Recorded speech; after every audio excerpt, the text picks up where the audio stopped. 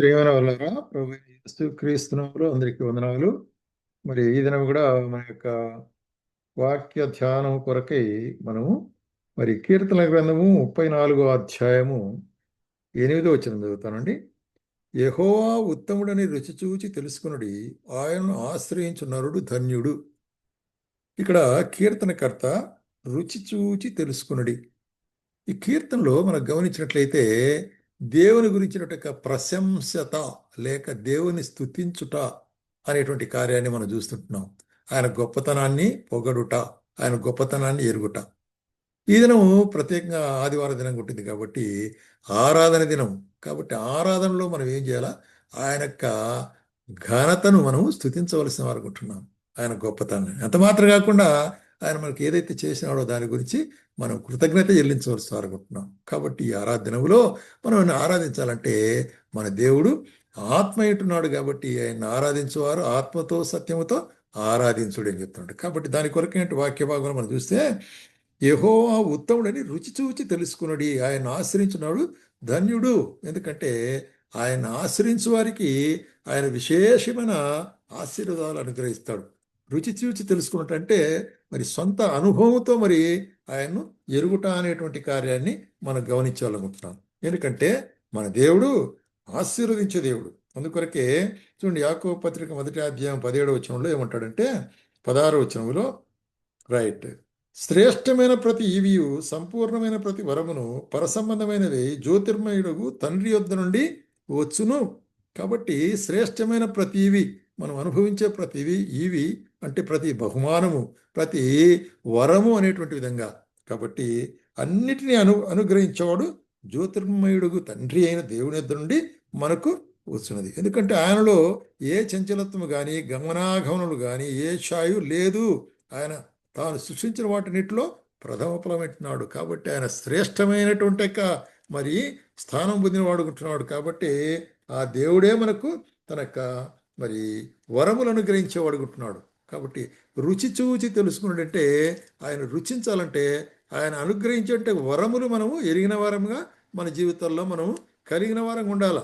అందుకొరకే మరి ఎఫెసీయులకు రాస్తూ ఏమంటాడంటే మరి 1వ అధ్యాయము 3వ వచనములో మన ప్రభువైన యేసుక్రీస్తు యొక్క తండ్రి యొక్క దేవుడు స్తుతించబడును గాక, ఆయన క్రీస్తు యేసునందు పరలోక విషయములో ఆత్మ సంబంధమైన ప్రతి ఆశీర్వాదమును మనకు అనుగ్రహించను.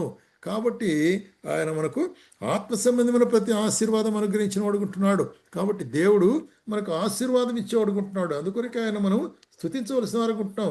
ఆయన ఆశీర్వాదం కలిగి ఉంటే మనం సమస్తము కలిగి ఉండే వాళ్ళంగా ఉంటున్నాం.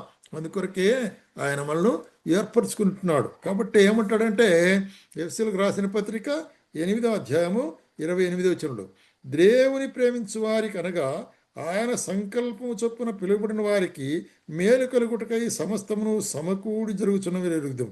ఎందుకంటే ఆయన ప్రేమించు వారికి, ఆయన్ను మరి వారికి పిలువబడిన వారికి అంటున్నాడు. కాబట్టి ఆయన పిలిచినాడు, ఆయన మనల్ని పిలిచి మనం తన పిల్లలుగా చేసుకుంటున్నాడు. అందుకొరకే ఎందుకనగా తన కుమారుడు అనేక సహోదరుల్లో జ్యేష్ఠుడుగునట్లు దేవుడు ఎవరిని ముందుగా ఎరిగనో వారిని తన కుమారునికి స్వరూప్యంలోనికి. కాబట్టి అటువంటి యొక్క అనుభవము, దాన్ని రుచి చూచి ఎరుగుట అనేటువంటి కార్యాన్ని మనం గమనించే వాళ్ళంగా చూస్తుంటున్నాం అనమాట. ఆ విధంగా ఆయన మనల్ని ఏర్పరచుకునేట్టున్నాడు అనేటువంటి కార్యాన్ని మనం జ్ఞాపకం చేసుకోవాలి. అట్లయితే ఎటువంటి యొక్క పిలుపుతో ఆయన ఏర్పరచుకున్నంటే హెబ్రీయులకు రాసిన పత్రిక 3వ అధ్యాయం 1వ వచనంలో మనం గమనించినట్లయితే పరిశుద్ధమైన పిలుపుతో మేము పిలిచుంటున్నా అంటున్నాడు కదా. మరి పరలోక సంబంధమైన పిలుపులో పాలు పొందిన పరిశుద్ధ సహోదరులారా అంటున్నాడు అనమాట. దానికి మరి ప్రధాన యాజకుడు యేసు మీద లక్ష్యముంచుడి అంటున్నాడు. కాబట్టి ఆయనే మనలను పిలిచిన వాడుగా ఉంటున్నాడు, ఆయనలే మనలను ఏర్పరచుకునేవాడుగా ఉంటున్నాడు, ఆయనే మనలను రక్షించిన వాడుగా ఉంటున్నాడు అనేటువంటి కార్యం.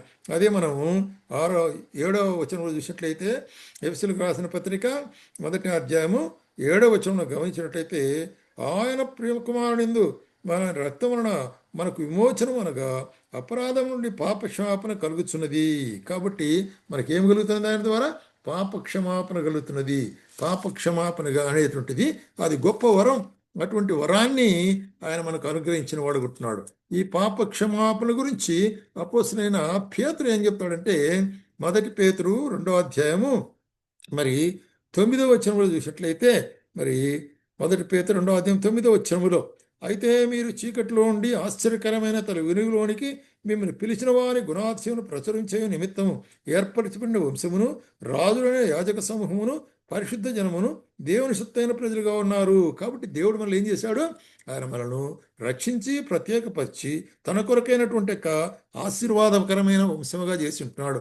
ఆశీర్వదించే జనులుగా మనం చేసి ఉంటున్నాడు. వీటన్నిటి కొరకే మనం ఆయన స్తుతించవలసి అనుకుంటున్నాం. వీటన్నిటి కొరకే మనం ఆయన్ను మరి కీర్తించవలసి అనుకుంటున్నాం, ఆయన ఆరాధించవలసి అనుకుంటున్నాం. కాబట్టి ప్రేమ సోదర సహోదరి, ఈ దినము మరి ఆరాధన దినం.